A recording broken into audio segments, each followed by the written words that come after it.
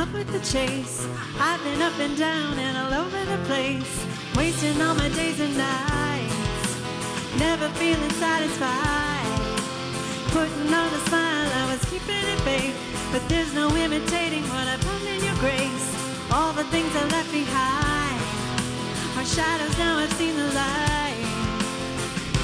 In my head, in my soul, my heart, my all, I know that I know, no, no, no, never, never have I ever found a love so good, so good. Never, never have I ever getting over living with you. Nothing will change it.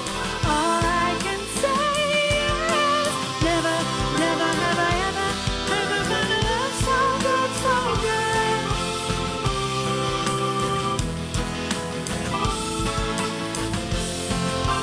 Got a million reasons to make me say you got me looking forward, never turning my gaze. Forever, God, it's you and I, together till the end of time.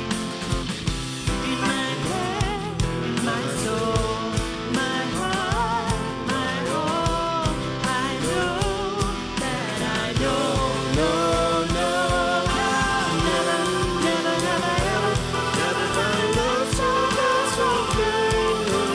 Never, never have I ever getting over living with you. Nothing will change it.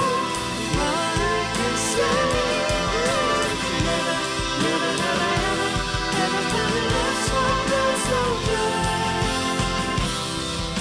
Your love is patient, love is kind. Your love is never hard to find.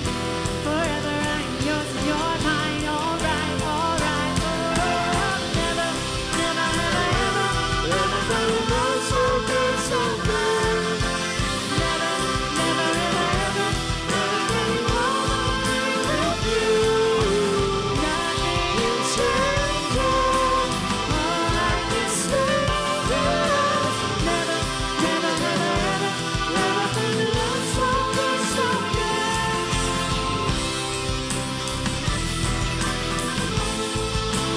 Never have I ever known. Never have I ever known. Never have I ever known.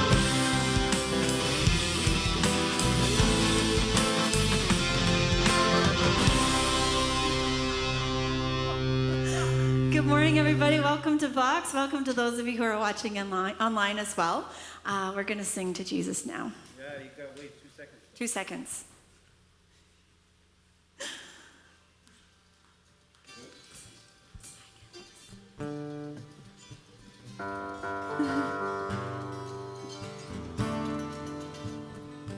It's important because that one I gotta get it right.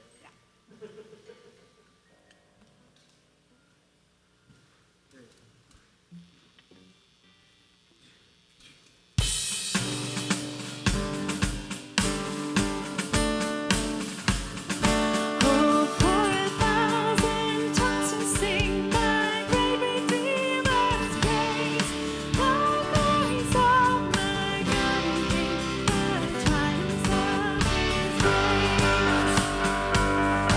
My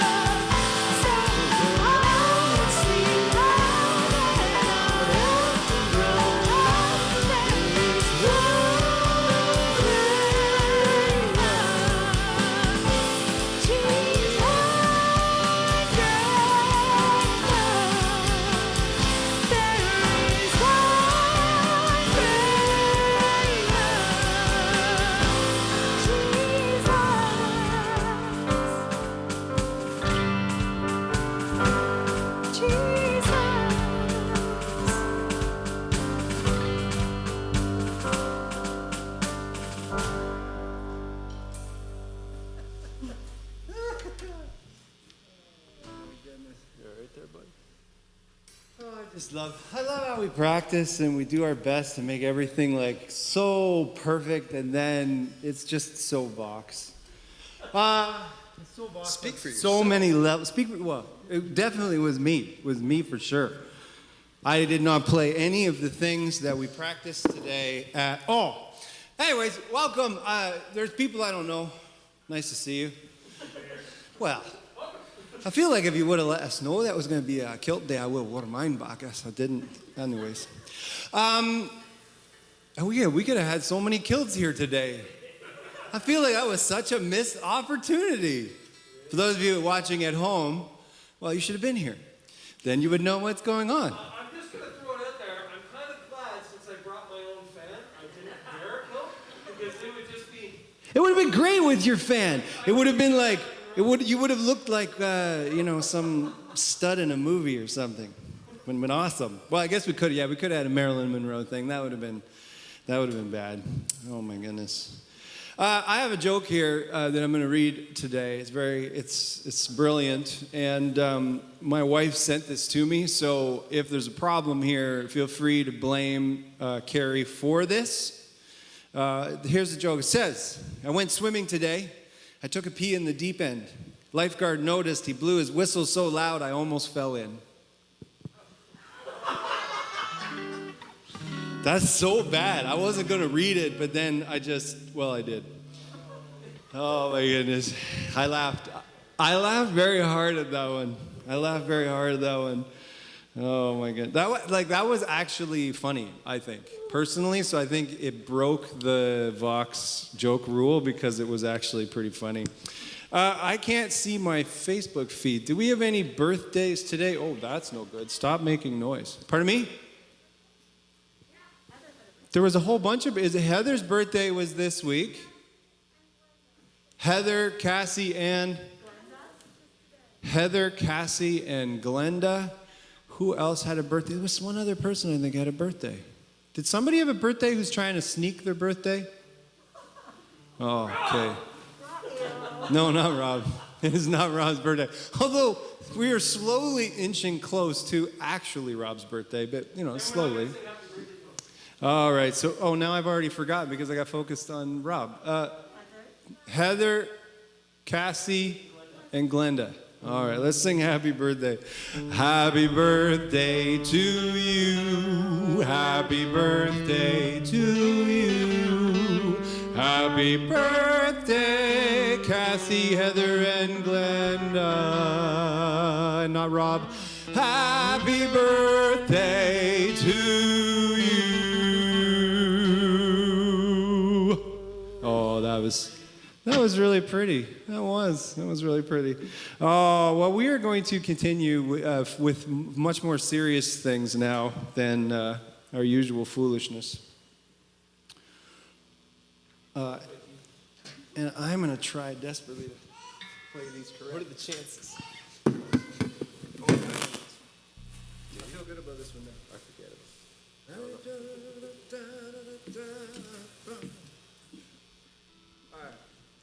Okay.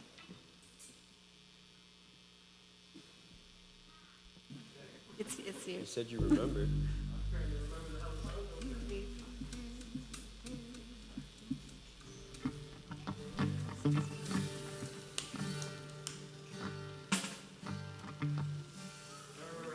I can hear the roar, it's a mighty sound.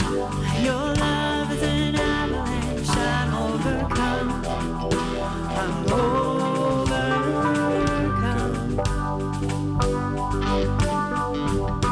With a crash, I'm tumbling down. I'm wildly moved, I'm overcome. I'm overcome.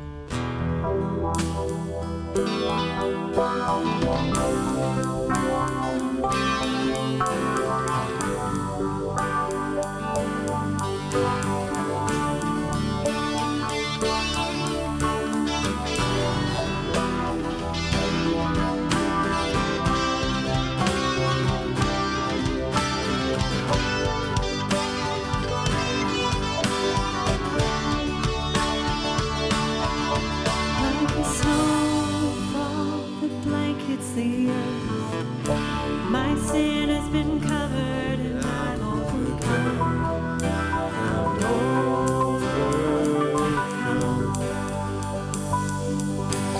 The price has been paid, the war's already won. The blood of my Savior shed, He's overcome, and overcome by your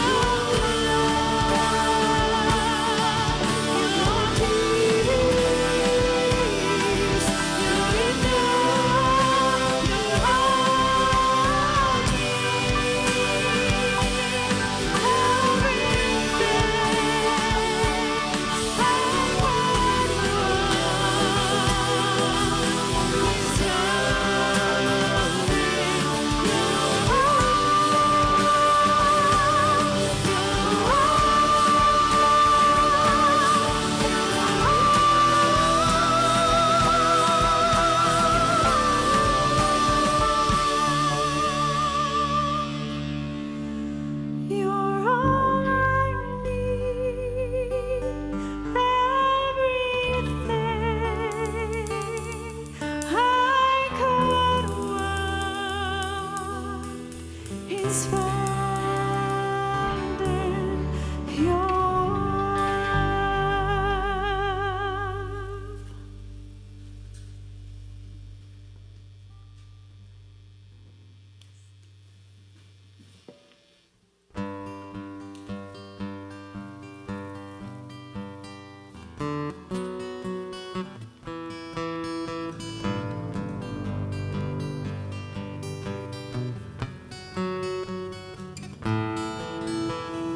God of creation, there at the start, before the beginning of time.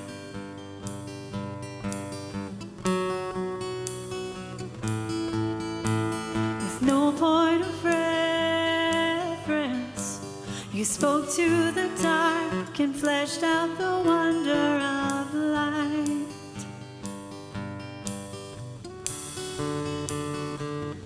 And as you speak, 100 billion galaxies were born. In the vapor of your breath, the planets form. If the stars were made to worship, so will I. I can see your heart in everything you've made. Every burning star, a signal fire of grace. If creation sings your praises, so will I.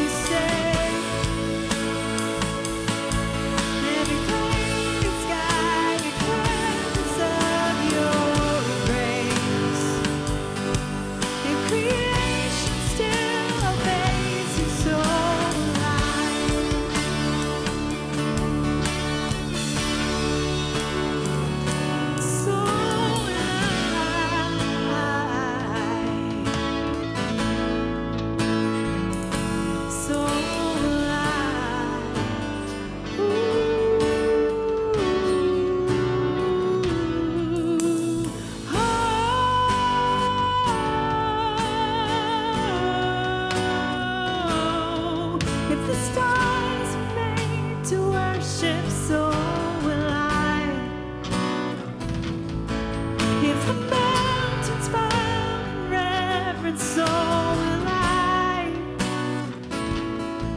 If the oceans roar your greatness, so will I. For if everything exists to lift you high, so will I. If the wind goes where you send it, so will I. If the rocks cry out in silence, so will I. If the sun above our praises still falls shy, then we'll sing again 100 million times.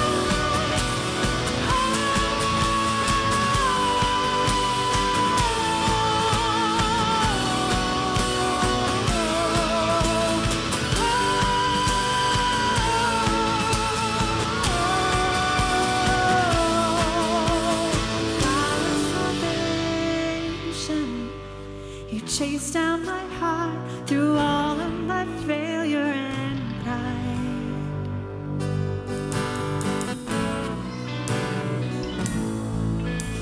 On a hill you created, the light of the world, abandoned in darkness to die.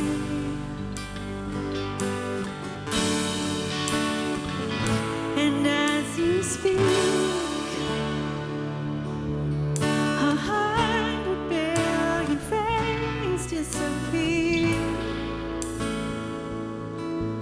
Where you lost your life so I could find it here. If you left the grave behind you, so will I.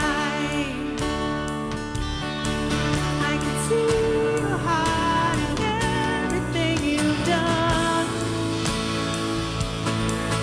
Every part designing a work of art called love. If you ever chose surrender, so will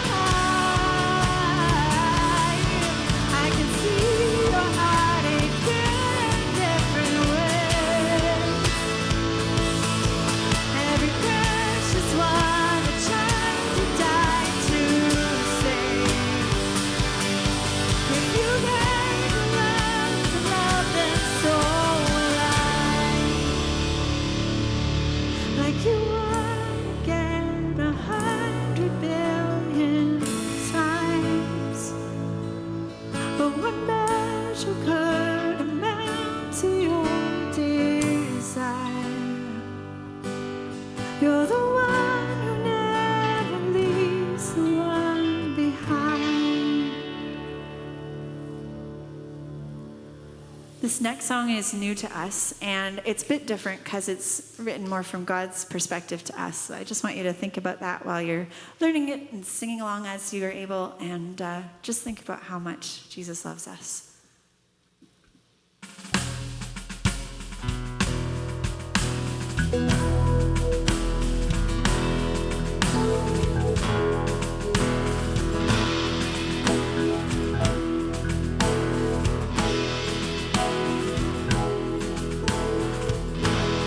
I'm standing at your door. My heart is calling yours. Come fall into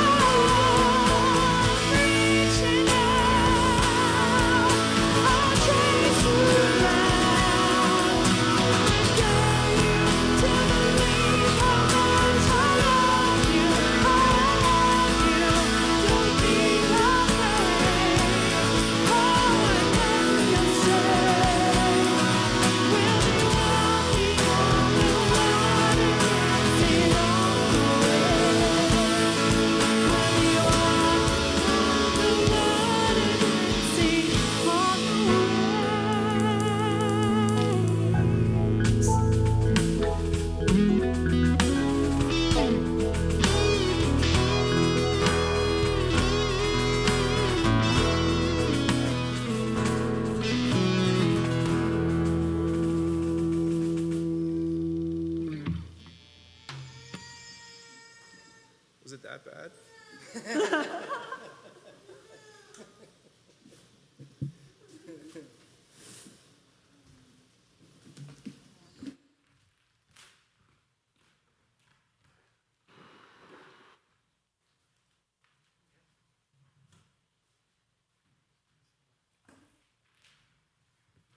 Everybody, ooh, I had a lot of sound all of a sudden.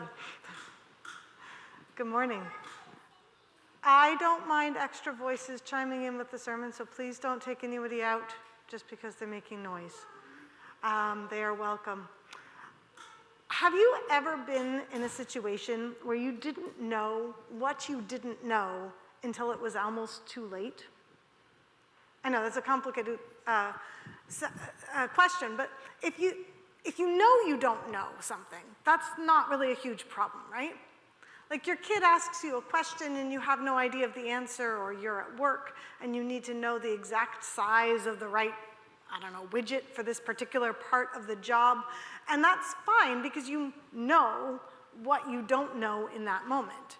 And you can look it up on the internet or find a book in the library or ask a friend or, whatever. And sometimes, depending on when and where this is happening, you might even decide it's irrelevant to your life and you can ignore it for that matter. But what happens when you don't know that you don't know something? Then what? A few years ago, my brother-in-law and his family were packing their bags one Friday afternoon to fly out to New Zealand from England.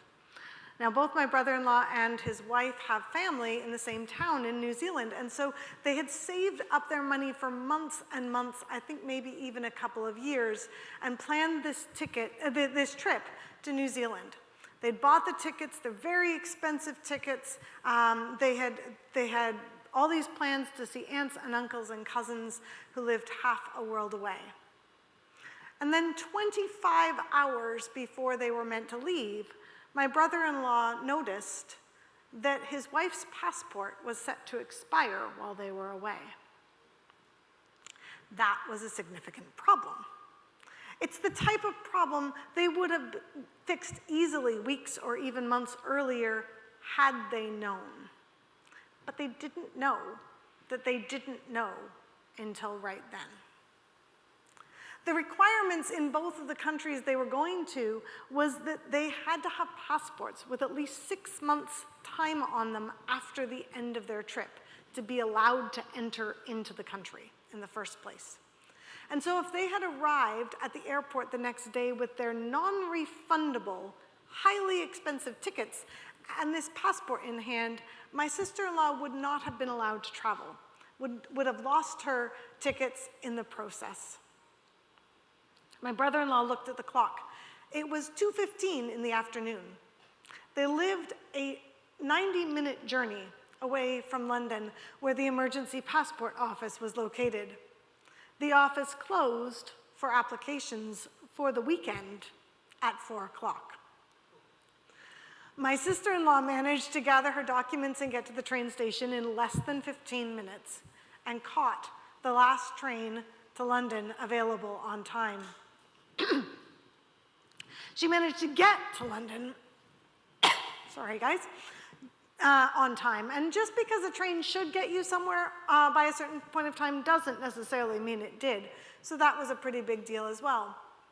She then arrived at the passport office at 4:15, 15 minutes after the office had closed for applications, and yet somehow they took pity on her, accepted her application and the huge extra fee attached to it, and she sat down and waited. At 9 p.m., she finally left the passport office and began the journey back home, where she arrived less than 12 hours later before they left for the airport the next day. Now, I know my brother-in-law and his wife pretty well. They've been part of my world for most of the last 25 years or so, and these are careful, smart, planning types of people. I'm sure they had checked their passports and checked their flight details and other things a million times while planning for this trip over the course of 2 years. After all, it was a huge trip, and yet they almost missed the whole trip because she didn't know that she didn't know she hadn't checked the date on her passport. Have you ever been in a situation where you didn't know what you didn't know until it was almost too late? Like maybe you have. I feel like Roy maybe has because he's giggling over there. Maybe you haven't. Maybe you're a much more planning type of person than that.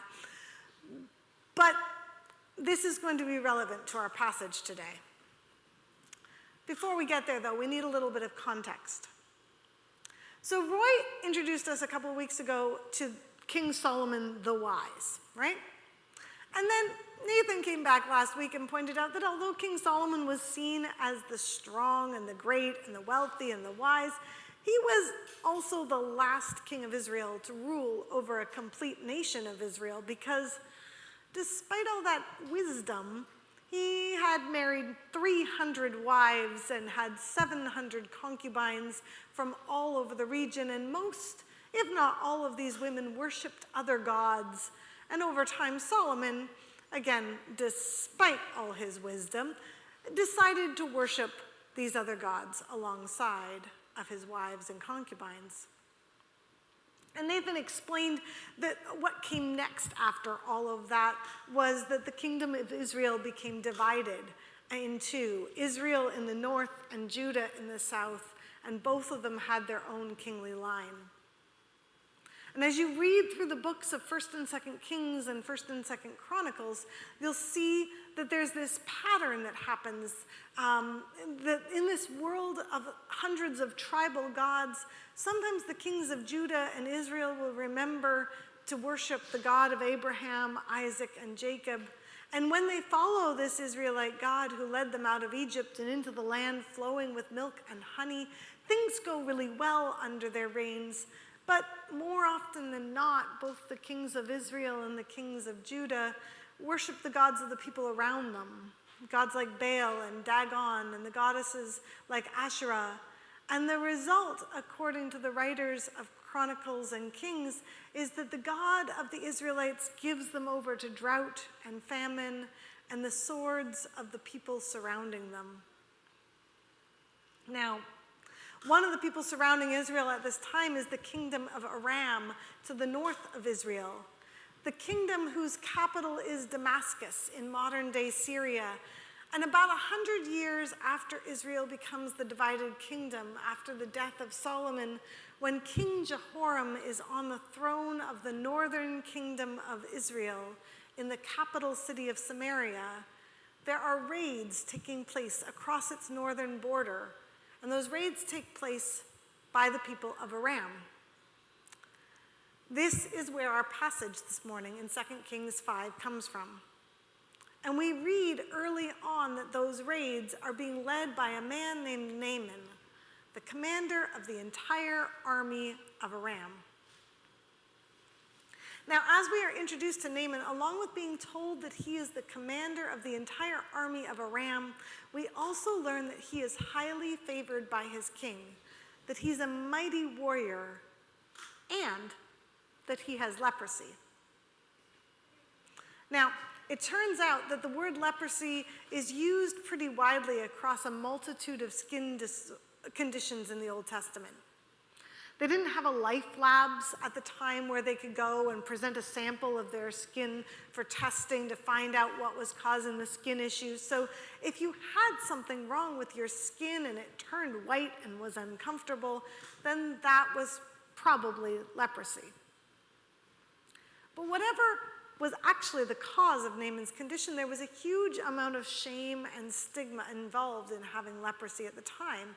And that was there regardless of what the underlying medical condition may or may not have been. And if it was truly what we call leprosy or Hansen's disease today, then it was a condition that would progress with time, causing nerve damage to first his fingers and toes and then up his arms and legs, as well as affecting his eyes and therefore his sight. And it's said that with leprosy you can become unrecognizable even to your closest family and friends. It's worse even than having to wear a face mask. That's because the worse the nerve damage with leprosy gets, the less likely you are to feel the sensation of having a stone in your sandal, or your feet too close to the fire, or the reins chafing at your hands as you drove your chariot, or pounded your grain, or hefted your water jugs, or used your hammer. And so the skin, it would break down and infections would set in, and eventually the only option, well before the days of antibiotics, was to amputate again and again and again until all that was left of you, legs, arms, and face, was stumps. So once you realized you had leprosy, that is exactly what you would expect to have happen. So that was likely what Naaman expected too. And quite possibly what Naaman would have ended up with, except, as was common in those days, each time there was a successful raid, the winners would make off with the spoils of the raid. So whatever wealth or objects or people they could capture, those were shipped back home and divided amongst the raiding parties. And at some point during these years, Naaman had taken back with him an Israelite girl, given her to his wife as a slave. And whether it was as soon as she arrived or weeks, months, even years after she came to live in the house of Naaman, this Israelite girl eventually said to her mistress, "If only my Lord were with the prophet who is in Samaria, he would cure him of his leprosy." Wait, what's she talking about? It turns out that although the Israelites had more or less abandoned God the Lord, at this point, God the Lord had not abandoned the Israelites. In fact, they had been given a series of prophets over the years who had attempted to remind the Israelites and the Israelite kings of their covenant with God and of what it meant to follow God faithfully, worship God with trust and with presence, the way Nathan talked about last week. And somehow, before she was taken away into slavery in Aram, this young girl had clearly heard of stories of the prophet Elisha. Clearly, this young girl had understood and believed not only in the prophet, but in the power of the prophet to heal by God's power. Perhaps she even believed fully in God. Perhaps she daily sought to follow God's commands as best she could, even in this land so far from home. If so, this slave girl was doing better than most of the Israelites of the day, including the king. But in my experience, that is not always so surprising.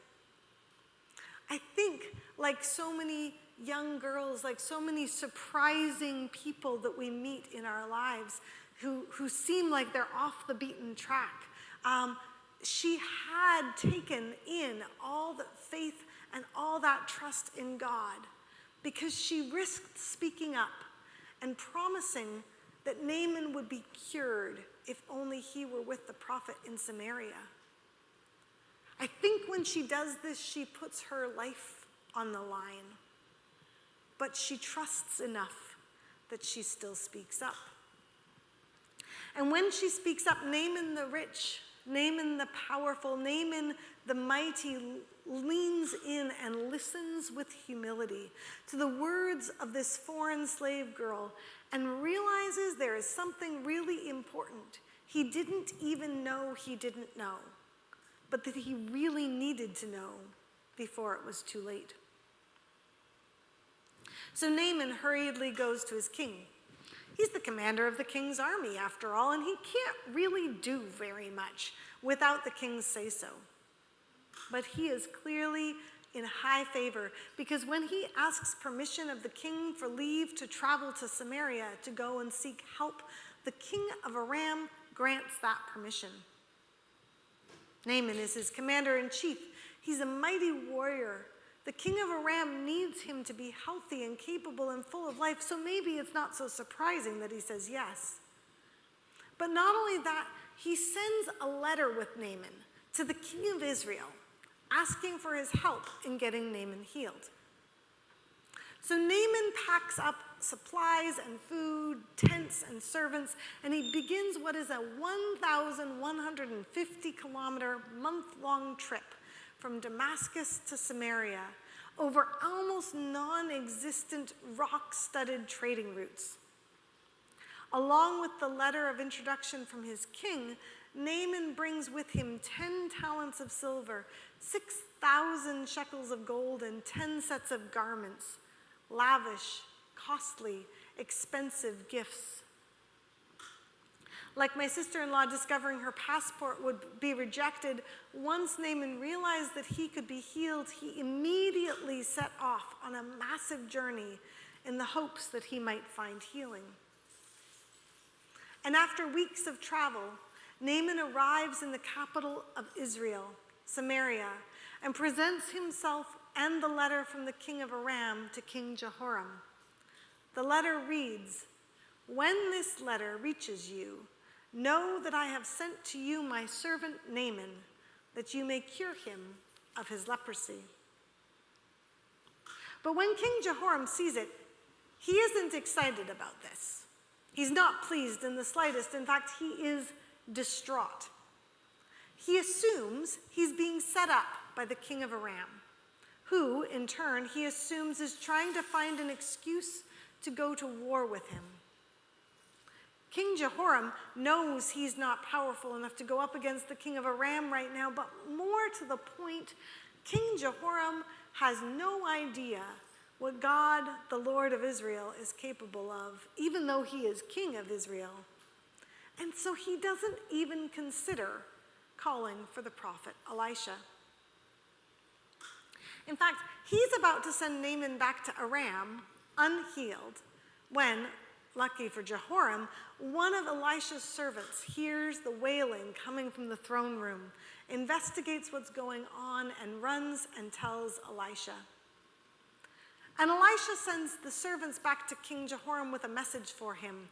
"Why have you torn your clothes? Let him come to me, that he may learn that there is a prophet in Israel." So it turns out, see, that King Jehoram also didn't know what he didn't know until it was almost too late for him as well. But at the very last minute, the message comes through, and King Jehoram has the good sense to send Naaman to see Elisha. But when Naaman arrives in front of Elisha's house, he isn't greeted like the very important person he thinks and knows himself to be. Perhaps he expects Elisha to be waiting for him at the door, or maybe he assumes he'll be ushered in and wined and dined.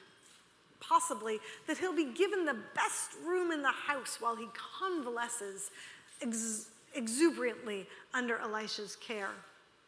Whatever it is he is expecting, it's not what happens, because instead Elisha sends his servant out to greet Naaman with a simple message. "Go, wash in the Jordan 7 times, and your flesh shall be restored, and you shall be clean." Naaman is irate. He is seething. Does Elisha have no idea who he is? Does he not care how far he's come? Does he think this is some sort of a game, or that he's the type of person to be trifled with? In the words that follow this announcement, we read of a man fuming with rage, and you can almost hear the wheels turning in his head as he plans his next, far more vicious attack against Israel. Until all of a sudden his servant pipes up and says, "Father, if the prophet had commanded you to do something difficult, would you not have done it? How much more when all he said to you was, 'Wash and be clean'?" And something in Naaman must have decided it was worth a shot. He had already, by this point in time, started the trip back to Aram, but he realizes that once again, there is something he didn't know that maybe he needed to know. And maybe At that exact moment, he also realized just how itchy or tingly or uncomfortable his skin was, and he figured it was worth a shot. Whatever it is, we're told that Naaman turned around, went to the Jordan River, and washed 7 times, just as Elisha had said. Now, first time he washed in the river, nothing happened. He got up, same deal. Second time, same thing, still has leprosy. Third time, the 4th time, the 5th time, the 6th time. He washes all 6 times, and something about this day and this trip and the whole experience of realizing there were things he didn't know, things that he had been missing up to that point, means that Naaman doesn't give up after 6 times. Something had gotten to him, because even after all of that, Naaman washed one final time. And he came up clean. We're told that his flesh was restored to that of a young boy. It's really quite miraculous. And Naaman is now ecstatic. He races back to Elisha's house to thank him and tries to shower him with all of the wealth and the gifts and the things he's brought with him, but Elisha will have none of it. So then he makes an unusual request. Please, Elisha, can I take 2 cartloads of Israelite soil back to Aram with me? As one does when one has been healed of leprosy, right? That's perfectly logical. It sounds like a really weird thing to ask for, but the peoples of this time thought that gods were rooted in a specific geographic land. And they sought long and hard to figure out what gods should be worshipped wherever they were so that they would prosper. But the gods could only be worshipped in the right geographic place. And so Naaman's request reveals what he has discovered, that God, the Lord of Israel, God, the God of Abraham, Isaac, and Jacob, is the God he wants to worship. And he wants the 2 cartloads of Israelite soil with him so that when he gets back to Aram, he can worship the God of Israel properly on Israelite soil. Because Naaman has realized that not only did he not know that the prophet Elisha could heal, and not only did he not know that he needed to humble himself for that healing to take place, but he didn't know that the God of Israel was the God he'd been looking for his whole life. The God he needed to serve, the one who was capable of healing him emotionally and physically. Elisha grants him his request and sends him on his way without payment. It's a good day for the prophet because someone has come to understand who God is and the importance of worshiping him. And it's a good day for Naaman. And I want to pause here and notice, Naaman has been healed, but that is not the only miracle that happened in this story, is it? Let's be clear, it's a big deal, almost miraculous, really, that in the ancient world, centuries and centuries before you could search Google to find the best doctor to heal your condition, Naaman heard about Elisha.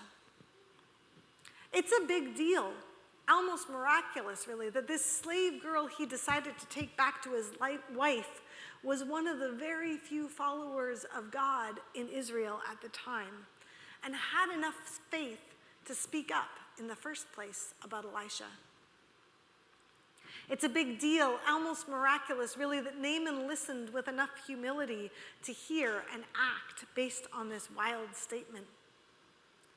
And it's a big deal, almost miraculous, really, that at a time when Israel wasn't mostly interested in following God and was missing out on the healing that God wanted to offer because of it, that this foreigner, this outsider, would be granted healing and a new level of wholeness because of a faith that was almost entirely missing from God's people at that very moment of time. I could go on, but I think we sometimes focus on the miracle of the healing of Naaman's body and miss all the other miracles that came around before and after this story. Ultimately, like my sister-in-law, who not only realized her passport was about to expire, but managed to get up to London and get it sorted out before they had to leave, Naaman realized some very important things just in time. And this was almost miraculous, really. He realized there was a prophet in Israel who could heal him. He was given an escort to the prophet's house. His servant helped him see the importance of humbling himself to listen to the prophet's instructions. And ultimately, he realized that the God of Israel was a God of power and might, capable of healing his leprosy. And he concluded that he needed to worship Israel's God from here on in. And all that is great. But what about us? This can feel like a story that's so utterly disconnected from our lives. A long time ago and a long way away, dealing with a condition that none of us have. Except I think most of us can relate to the idea that it's hard to know what we don't know before we need to know it, right? Life is full of all these twists and turns, and it's so challenging to know how to plan for the next right step. Anyone who makes a habit of making 5-year plans or New Year's resolutions or whatever knows now just how well those 2020 plans ended up going. If you're anything like me, not only did you not end up doing anything you had on the plan, but you ended up doing all sorts of things that were never on the plan. I started a master's degree. That was not on the plan. And while I think COVID has made that more intense, I think it's always been true, right? Because we can't predict the future. And if you're anything like me, the next few months feel particularly challenging to predict.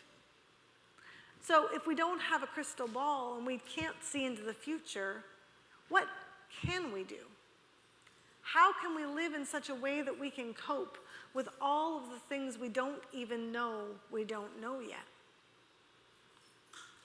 I think the story of Naaman gives us a couple of pieces of wisdom, ways we can live and attitudes of the heart that can stand us in good stead moving forward. These pieces of wisdom really build off what Nathan was talking about last week in terms of trusting God with our futures. The first piece of wisdom is that we need to listen with humility. 2 separate times in this story, Naaman the mighty, Naaman the powerful, Naaman the important is spoken to directly or indirectly by his slave and his servant. And both times their suggestions are counter to his assumptions about how the world works and about what he wanted to do most of all. But both times, Naaman listened. And because he listened, Naaman heard what he needed to hear and acted on that information. And because of that, he was healed. So, if we want to set ourselves up for what we don't even know we need to know yet, the first thing we need to do is practice listening with humility. Of course, for listening with humility to be possible, we need to be surrounded by community. Otherwise, we won't have anyone to listen to, right? If Naaman had lived off on his own somewhere doing his own thing, or if he had traveled to Israel on his own, he wouldn't have had community around him to point out what he was missing. On our own, we are left with just our own perspective. And when we do life in community, though, we have the opportunity to bounce ideas off of one another, shifting slightly here and there in our perspectives, and sometimes hearing clearly and maybe even pointedly from someone we love and trust that we're missing something major. That's important. To be ready for what we don't know we need to know yet, we need to be in community so that we can listen with humility. But honestly, just because someone wants to comment on your life doesn't guarantee that they know what they're talking about, does it? This is why I think Naaman's story points out one final piece. Naaman's big take-home lesson, as it were. After everything he's been through, Naaman recognizes that he needs to find a way to commune regularly with God. Having discovered that the God of Israel was a God of power and might, a God of healing and restoration, Naaman wasn't just interested in coming back for occasional visits with God when he was on a raid. He didn't just want to pop in once a year and say, "Hi." Instead, he asked to take 2 carts of earth back to Aram with him so that he could regularly worship not the God of his upbringing, but the God of his captured Israelite slave girl, the God of Elisha, the God who had guided his steps through all the things he didn't even know he didn't know until he was right where he needed to be, doing right what he needed to do to be healed. The same God who would eventually come in the person of Jesus to show us who God is with skin on so that we could worship more freely and more fully than ever before is the God that Naaman met in that moment. But worshiping God regularly, focusing on what God is saying to us and what God says about how we should live, this is what's going to help us check whether the community we have around us is the type we should be listening to with humility. Because just because someone is speaking doesn't mean that they're correct. Just because someone's convinced they know what you need to do doesn't mean you should automatically do it. We need checks on what we're hearing, and the best check of all is to be connecting regularly with God, praying, reading scripture, practicing the other spiritual disciplines we talked about over this winter, so that we can check whether what we're being told lines up with how God has always designed us to live. And so along with cultivating a community we can listen to with humility, we need to be spending time with God, listening to God, worshiping God. It can be so easy for these things to fall by the wayside. Obviously, we can get busy and we stop connecting with each other. We can start to feel successful and secure, and we stop listening to those around us, if they're even still there. But I was thinking this week about the ways life can shift and change. And even when we think we have all of these spiritual disciplines in place, we notice that it turns out we're not doing them anymore because our habits have fallen out of play. So here's my challenge for you today. I want you to take a few minutes this afternoon or evening, and I want to ask you to do a bit of reflection. When was the last time you were actually listening to the wisdom of those around you? When was the last time you spent time deeply in community, sharing a coffee on the porch or down by the waterfront, or a beer around a bonfire, and just soaking deeply in relationships you know help you to live and be more fully the person Jesus would be if Jesus were you? And when and how are you showing up to worship God these days? Beyond just listening to me preach or singing along with the songs on Sunday morning, are you finding other ways to connect daily with God and with who God is and how God wants you to live? In other words, is there something you need to adjust today that would allow you to have what you need when you need it, even when you don't even know yet what it is you don't know? I'm going to ask the worship team to come back up as I pray. God, thank you so much that you are a God who keeps showing up even when we wander off and get lost and get confused and end up worshiping other gods and forgetting about you. Thank you that you are a God who keeps on seeking us out and who seeks out even the foreigner and even the outsider. That you are a God who uses even the slave girls and the most marginalized of those in our world to remind us of your presence. God, would you keep on teaching us how to be the people you made us to be, how to be the people Jesus would be if Jesus were us. Amen.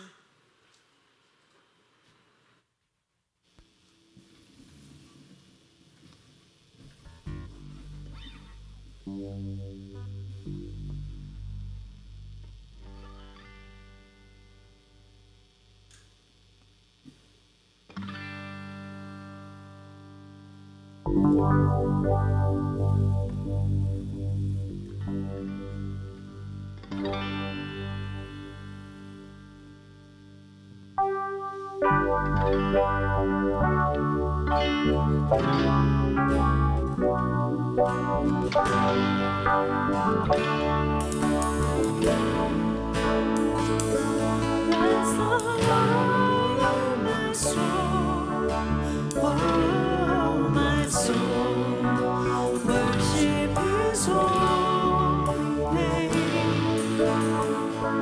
Sing like never before, oh my soul, I worship Your holy name.